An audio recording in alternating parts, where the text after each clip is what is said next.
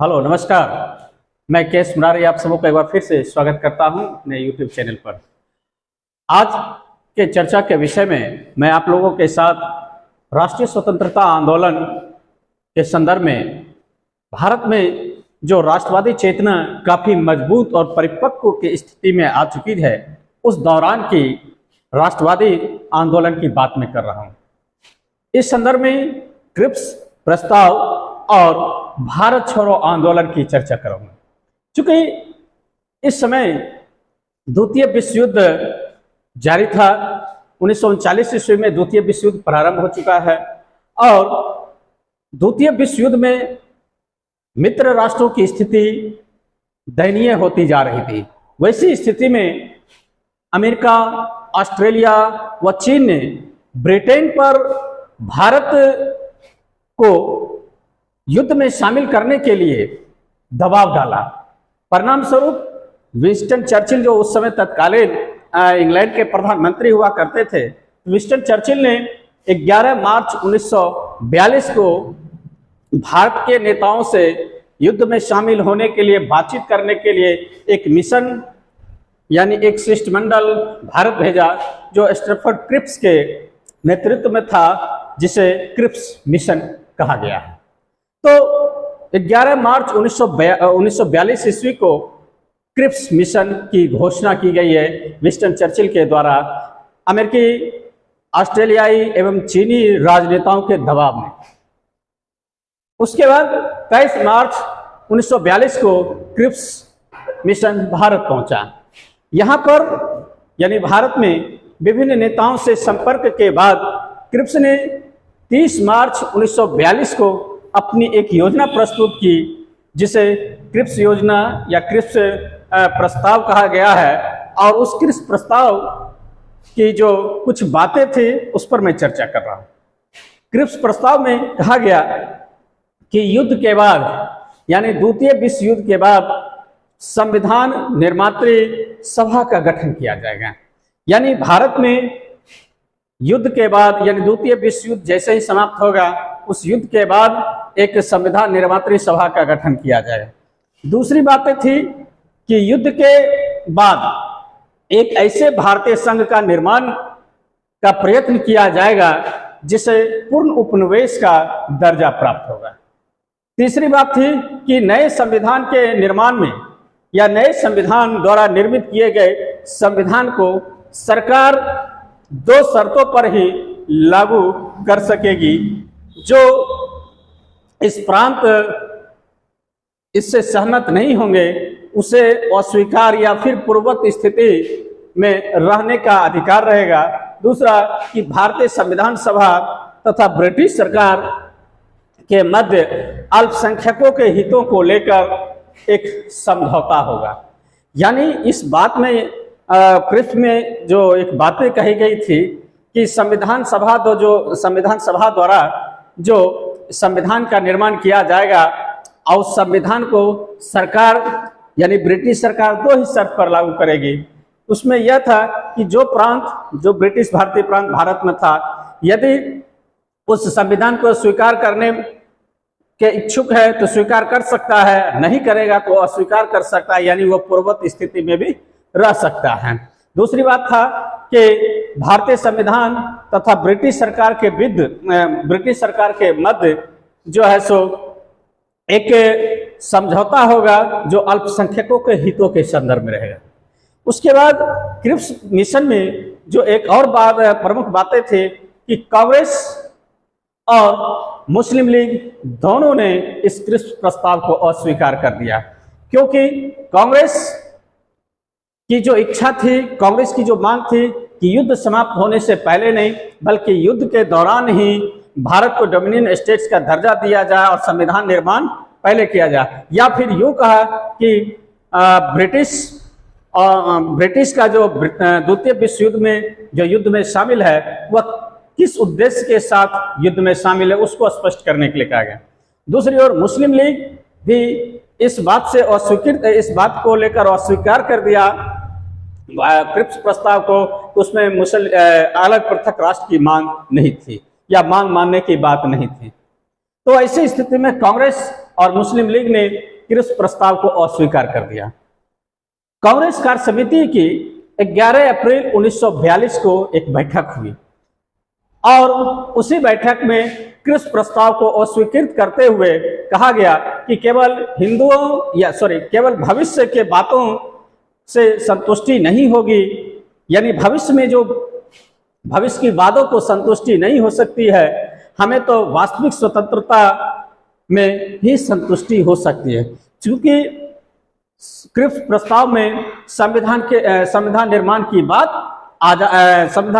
बात जो है वो युद्ध के बाद करने की बात कही गई थी। इसी संदर्भ में कांग्रेस का कहना था कि हम केवल भविष्य के वादों से संतुष्ट नहीं होंगे, बल्कि वर्तमान और वास्तविक स्वतंत्रता से ही हमें संतुष्टि प्राप्त होगी। महात्मा गांधी ने क्रिप्स प्रस्ताव को दिवालिया होने वाले बैंक का पोस्ट डेटेड चेक बताया है कि ये जो है ये दिवालिया होने वाला बैंक का एक पोस्ट डेटेड चेक है। मुस्लिम लीग ने क्रिप्स प्रस्ताव को 2 आधारों पर अस्वीकार किया। एक तो उनके लिए संविधान निर्मात्री संस्था में पृथक निर्वाचन मंडल की मान्यता नहीं दी गई थी। दूसरा कि इसमें उसके भारत विभाजन की मांग को स्वीकार नहीं किया गया था। मुस्लिम लीग जो 1940 से लगातार भारत विभाजन की मांग कर रहा था, उस मांग को स्वीकार नहीं किया क्रिप्स। वैसी स्थिति में मुस्लिम लीग भी क्रिप्स प्रस्ताव को अस्वीकार कर दिया। अब हम आगे चलते हैं भारत छोड़ो आंदोलन। तो इसी क्रिप्स प्रस्ताव की पृष्ठभूमि में भारत में अंग्रेज भारत छोड़ो आंदोलन चला, क्विट इंडिया मूवमेंट चला और यह मूवमेंट 1942 ईस्वी में प्रारंभ हो गया। तो भारतीय स्वतंत्रता संघर्ष के इतिहास में 1942 का भारत छोड़ो आंदोलन एक महत्वपूर्ण राजनीतिक घटना थी। लोक शक्ति को स्वतंत्रता के लिए उद्वेलित करने में इस आंदोलन की भूमिका काफी महत्वपूर्ण रही और सफलता भी मिली। आंदोलन की विशालता को देखकर ही अंग्रेजों ने भारत के विषय में पुनर्विचार करना शुरू किया और इससे यह स्पष्ट हो गया कि भारत में औपनिवेशिक सत्ता को संचालित करना आसान नहीं है।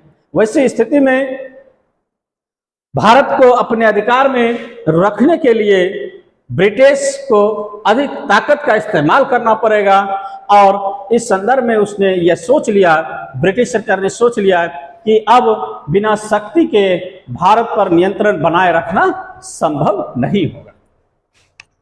कांग्रेस के नेताओं की गिरफ्तारी के बाद भारतीय जनता ने अपना काम खुद करने का निर्णय लिया और अंग्रेज सरकार को उन्होंने इस तरह की चुनौती देना शुरू किया जिसकी तुलना 1857 ईस्वी के क्रांति से की जाने लगी। तो कांग्रेस अपने नेताओं के माध्यम से देश के जनता के शक्ति को इतना अधिक उद्वेलित कर दिया ब्रिटिश सरकार के खिलाफ कि एक बहुत बड़ी जन आंदोलन उभर कर सामने आया और वैसी स्थिति में ब्रिटिश सरकार और अधिक शक्ति का इस्तेमाल करने पर विवश हो गया। नए नेता स्थानीय स्तरों पर उभर कर सामने आया इसी 1942 ईस्वी के आंदोलन के दौरान और उसकी भूमिका थोड़ा सा गांधीवादी जो संघर्ष था उससे अलग था। अहिंसा के सिद्धांत इस दौर में निदेशक सिद्धांत नहीं रह गए थे। सरकारी संपत्ति को नुकसान पहुंचाने का व्यापक प्रयास हुआ, जबकि गांधीवादी संघर्ष जो था उसमें अहिंसा को परम कर्तव्य माना गया था और इस दौरान यानी 1942 तक आते आते अहिंसा को थोड़ा सा हाशिए पर रखते हुए नए नेता जो है वो हिंसा को बढ़ावा देने लगे और वैसी स्थिति में गांधीवादी आंदोलन के जो नेचर है, स्वरूप है, उससे थोड़ा सा इतर भारत छोड़ो आंदोलन चल पड़ा। सरकार इस आंदोलन को कुचलने में सफल तो रही, लेकिन इसकी तीव्रता ने यह स्पष्ट कर दिया कि अंग्रेज भारत पर अधिक समय तक शासन नहीं कर सकते। लोगों ने इस आंदोलन द्वारा भारतीय राष्ट्रवाद की शक्ति का परिचय दिया। इस तरह यह आंदोलन स्वाधीनता का आधार स्तंभ साबित हुआ। क्रिप्स मिशन के खाली हाथ भारत से वापस जाने पर भारतीयों को अपने छले जाने का एहसास हुआ। उसको लग गया कि ब्रिटिश जो क्रिप्स मिशन भेजा था वह हमें धोखा देकर चला गया। हमारी इच्छाओं, हमारी मांगों पर क्रिप्स ने कोई विचार नहीं किया। इसलिए भारतीय लोग ने अपने आप को ठगा हुआ, छला हुआ महसूस करने लगा। दूसरी ओर दूसरे विश्व युद्ध के कारण परिस्थितियां काफी गंभीर होती जा रही थी।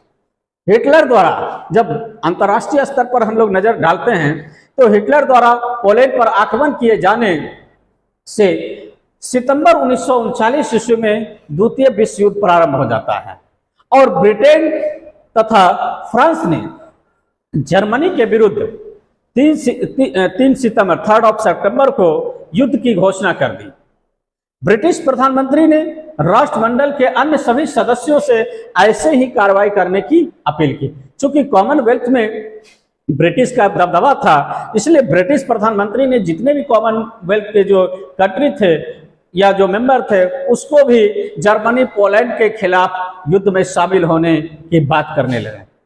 कनाडा, ऑस्ट्रेलिया जैसे डोमिनियन स्टेट्स ने भी अपने अपने संसदों की बैठक में इस विषय पर विचार करने और निर्णय लेने के बाद युद्ध की घोषणा कर दिया। लेकिन भारत के राष्ट्रीय नेताओं से बिना सलाह मशविरा किए तत्कालीन वायसराय लॉर्ड लिनलिथगो ने भारत को भी युद्ध में घसीट लिया और वैसी स्थिति में भारतीयों की ओर से जर्मनी और इटली के विरुद्ध युद्ध की घोषणा लॉर्ड लिनलिथगो ने कर डाली। अप्रैल 1939 ईस्वी में अंग्रेजों ने भारतीय सेना की एक टुकड़ी द्वितीय विश्व युद्ध के आरंभ होने से पहले ही अदन भेज दिया था। अदन की खाड़ी में युद्ध करने के लिए भेज दिया। कांग्रेस कार्य समिति ने भारत को युद्ध में शामिल किए जाने का जोरदार विरोध किया। 14 सितंबर 1939 ईस्वी को एक वक्तव्य जारी कर सरकार से इसकी जानकारी मांगी गई। कांग्रेस ने अपनी प्रतिक्रिया में कहा कि प्रजातांत्रिक स्वतंत्रता के नाम पर लड़े जाने वाले ऐसे किसी युद्ध में भारत अपना संबंध नहीं रख सकता है। यानी ब्रिटेन जो युद्ध में शामिल हुआ और भारत को जो युद्ध में शामिल करने की बात कहता है, उसको कहना था कि प्रजातांत्रिक स्वतंत्रता के लिए हम लोग लड़ रहे हैं नाजीवादी से, फांसीवादी से। वैसी स्थिति में जो है कांग्रेस ने इस बात के साथ अपनी प्रतिक्रिया दिया कि प्रजातांत्रिक स्वतंत्रता के नाम पर लड़े जाने वाले ऐसे किसी युद्ध में या किसी युद्ध से भारत अपना संबंध नहीं रख सकता जिसके उनके देश की जनता की स्वतंत्रता का हनन कर दिया गया है। जो थोड़ी सी सीमित स्वतंत्रता उसके पास थी उसका भी अपहरण कर लिया गया है। यानी ब्रिटिश के जो बातें थी कि हम प्रजातांत्रिक मूल्यों, लोकतांत्रिक मूल्यों को फिर से स्थापित करने के लिए वैश्विक स्तर पर हम जो है सो जर्मनी, इटली, पोलैंड के साथ युद्ध कर रहे हैं, इसलिए भारत को भी इसमें शामिल किया। इस बात से भारतीय नेताओं ने विरोध किया कि प्रजातांत्रिक मूल्य के नाम पर केवल ढकोसला है कि हमें द्वितीय विश्व युद्ध में शामिल करवाया जाए। वास्तविकता क्या है उस मूल उद्देश्य को स्पष्ट किया जाना चाहिए।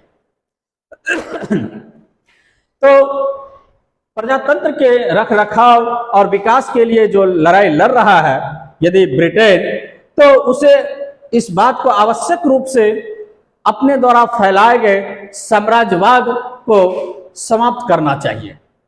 क्योंकि साम्राज्यवाद ब्रिटेन ने ही प्रारंभ किया था फैलाने का, इसीलिए जब प्रजातांत्रिक मूल्यों के लिए यदि ब्रिटेन लड़ाई कर रहा है तो आवश्यक रूप से यानी नेसेसरी है कि उसे अपने द्वारा फैलाए गए साम्राज्यवाद को समाप्त करना चाहिए।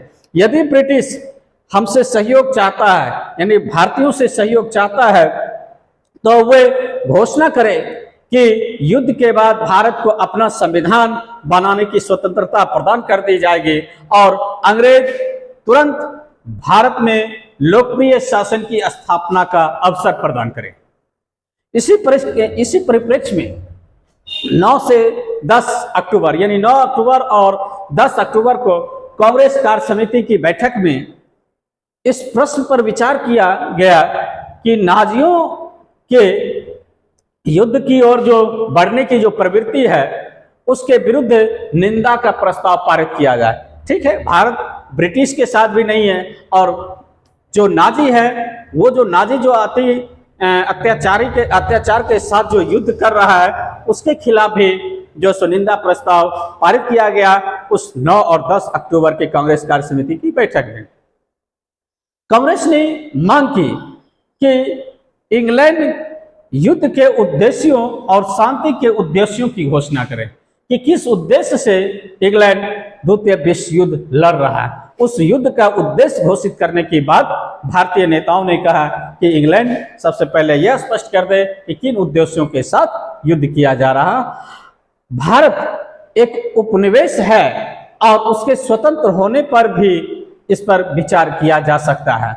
तत्कालीन वायसराय लिनलिथगो ने कांग्रेस की स्वतंत्रता संबंधी मांग का कोई जवाब नहीं दिया।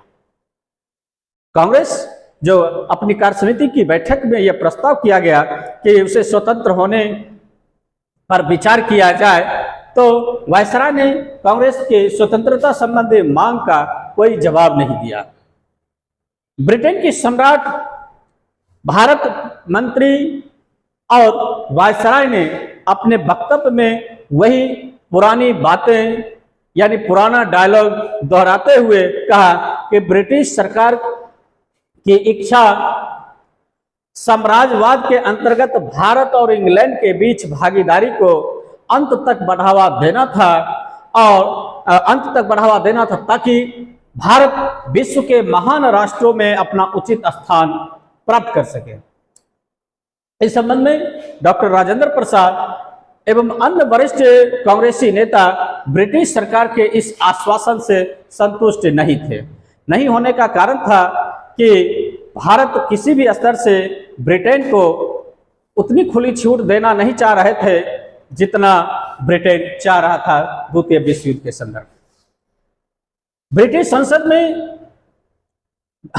संसद ने एक विधेयक द्वारा 1935 के अधिनियम में एक ऐसा संशोधन कर दिया जिससे केंद्रीय सरकार को प्रांतीय सरकारों पर नियंत्रण रखने का विशेष शक्ति मिल गई थी।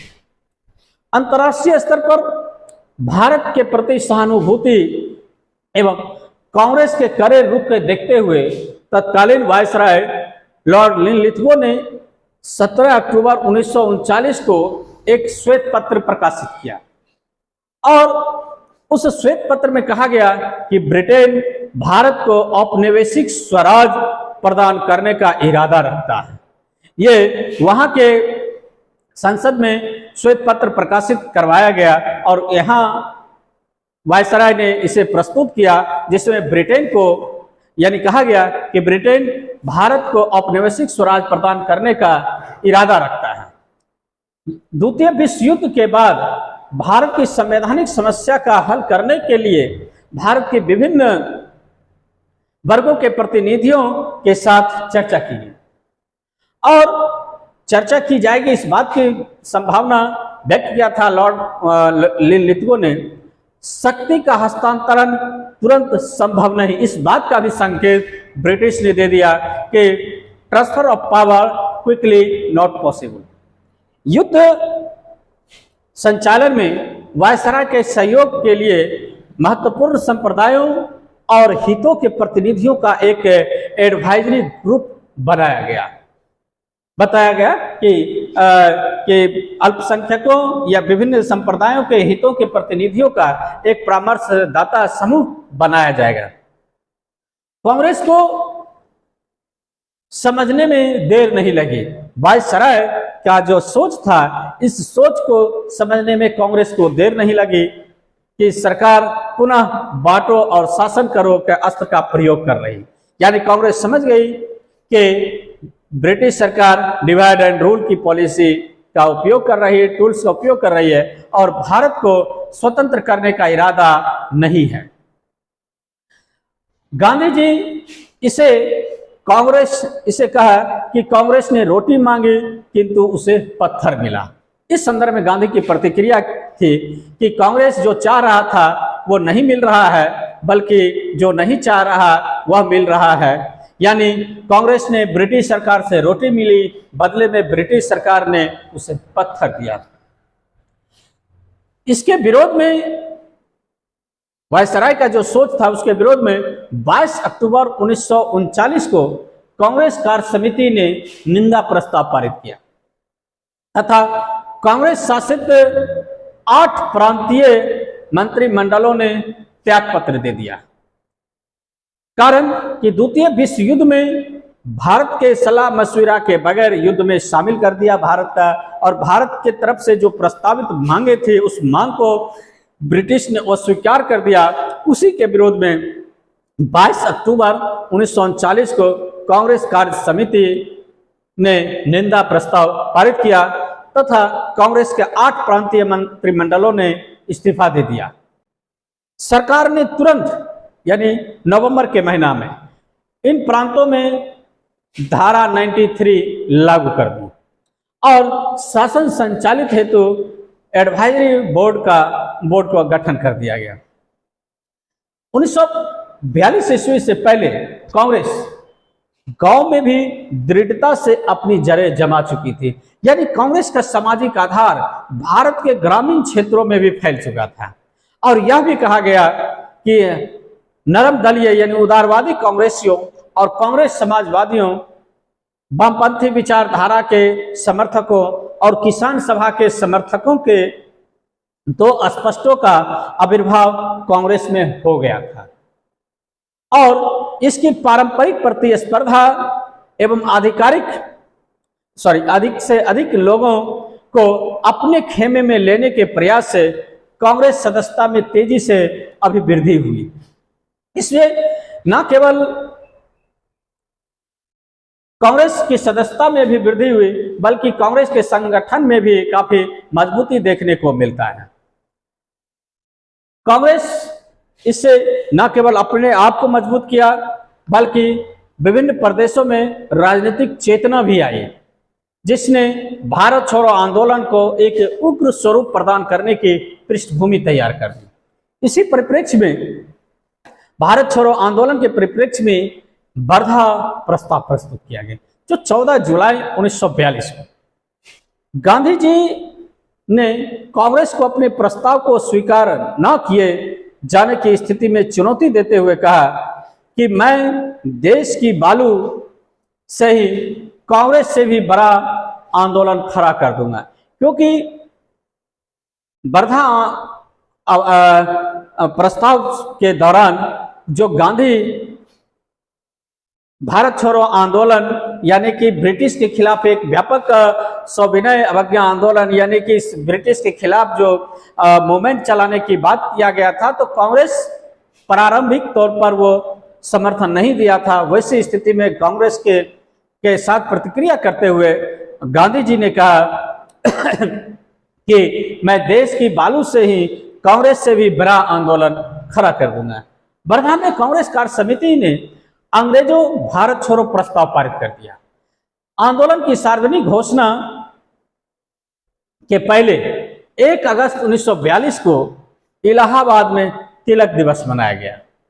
आंदोलन की सार्वजनिक घोषणा से पहले 1 अगस्त 1942 को इलाहाबाद में तिलक दिवस मनाया गया। चूंकि तिलक जी की मृत्यु 1 अगस्त को ही हुई थी 1920 को, उन्हीं की याद में तिलक दिवस मनाया गया इलाहाबाद में। इस समय जवाहरलाल नेहरू ने कहा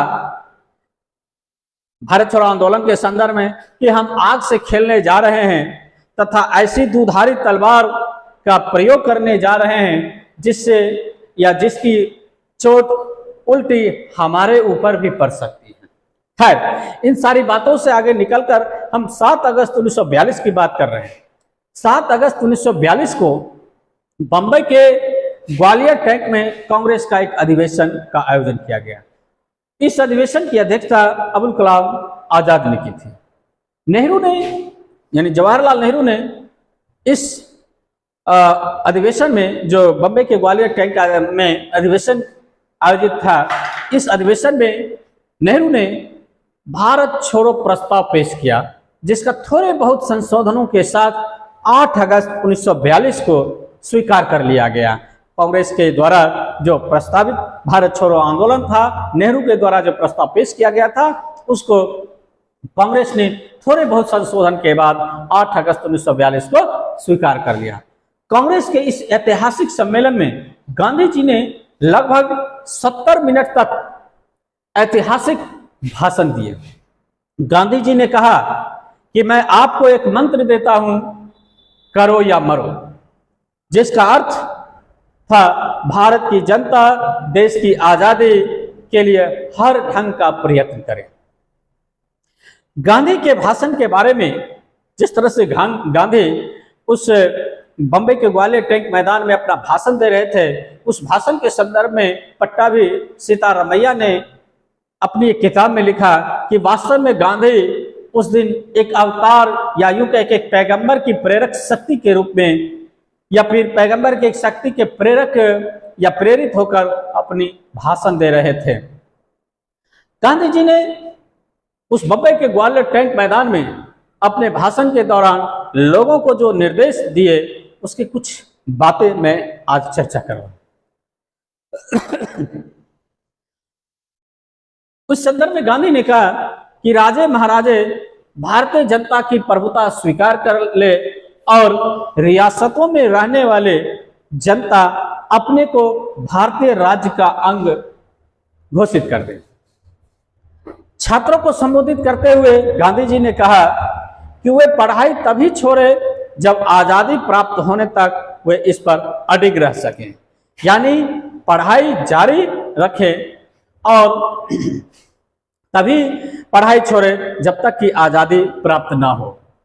सरकारी कर्मचारी को संबोधित करते हुए गांधी ने कहा कि नौकरी ना छोड़े, लेकिन कांग्रेस के प्रति निष्ठा की घोषणा कर दें। ऐसी स्थिति में 8 अगस्त 1942 के मध्यरात्रि के पश्चात ब्रिटिश सरकार ने कांग्रेस के बड़े नेताओं को गिरफ्तार करने की योजना बनाई और 9 अगस्त की सुबह ऑपरेशन जीरो आवर, ये बहुत इंपॉर्टेंट बातें हैं, ऑपरेशन जीरो आवर। तो ऑपरेशन जीरो आवर के तहत कांग्रेस के सभी प्रमुख नेता गिरफ्तार कर लिए गए। गांधी जी को गिरफ्तार कर पूना के आगा खान पैलेस में रखा गया, जबकि कांग्रेस कार्यकारिणी के अन्य सदस्यों को अहमदनगर के दुर्ग में रखा गया। सरोजिनी नायडू और कस्तूरबा गांधी को भी आगा खान पैलेस में रखा गया। जवाहरलाल नेहरू को अल्मोड़ा जेल, उत्तराखंड में अल्मोड़ा जेल में रखा गया, जबकि डॉक्टर राजेंद्र प्रसाद को पटना के बांकीपुर जेल में रखा गया। मौलाना अबुल कलाम आजाद को बांकुड़ा जेल में रखा गया। इसी संदर्भ में जयप्रकाश नारायण को, जिनको जेपी कहा जाता है, जयप्रकाश नारायण को हजारीबाग के जेल में रखा गया। तो कांग्रेस के कुछ प्रमुख नेताओं को 9 तारीख के सुबह में ही गिरफ्तार कर विभिन्न जगहों पर जेल में कैद कर दिया गया। कांग्रेस को असंवैधानिक संस्था घोषित कर दिया गया ब्रिटिश सरकार के द्वारा, और ब्रिटिश सरकार ने इस संस्था की संपत्ति को, यानी कांग्रेस की संपत्ति को भी जब्त कर लिया।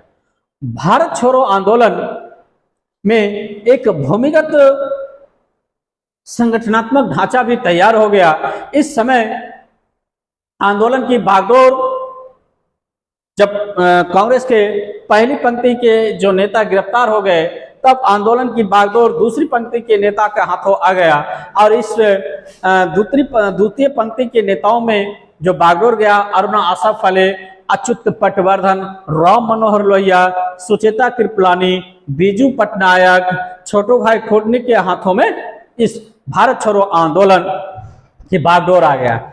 इस आंदोलन को स्वतः स्फूर्त होने वाला आंदोलन कहा गया, क्योंकि गांधी जो इस आंदोलन का नेतृत्व करने वाले थे, गांधी की अध्यक्षता में आंदोलन प्रारंभ होने वाला था, लेकिन 9 अगस्त को आले ही सुबह सुबह ही गांधी जी को गिरफ्तार कर लिया गया था। इसलिए इस आंदोलन को नेतृत्वहीन आंदोलन कहा गया और इसे स्वतः स्फूर्त आंदोलन या ऑटोमेटिकली मूवमेंट कहा गया।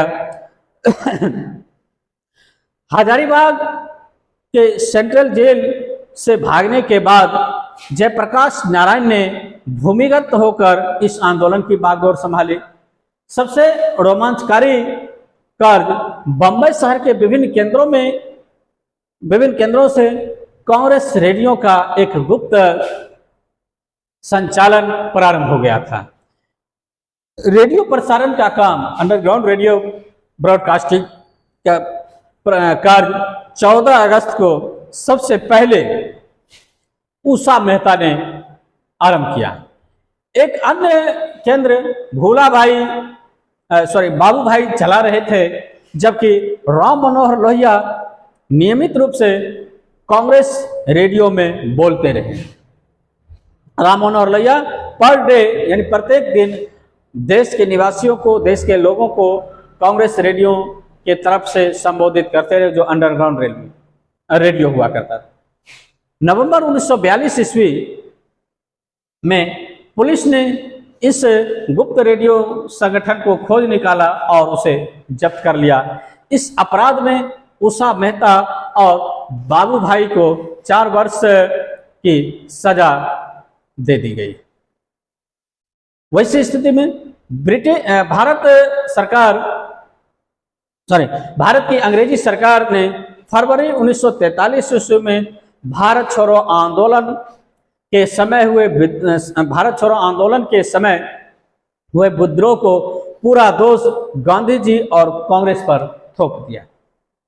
10 फरवरी 1943 से गांधी जी ने 21 दिन का उपवास शुरू कर दिया।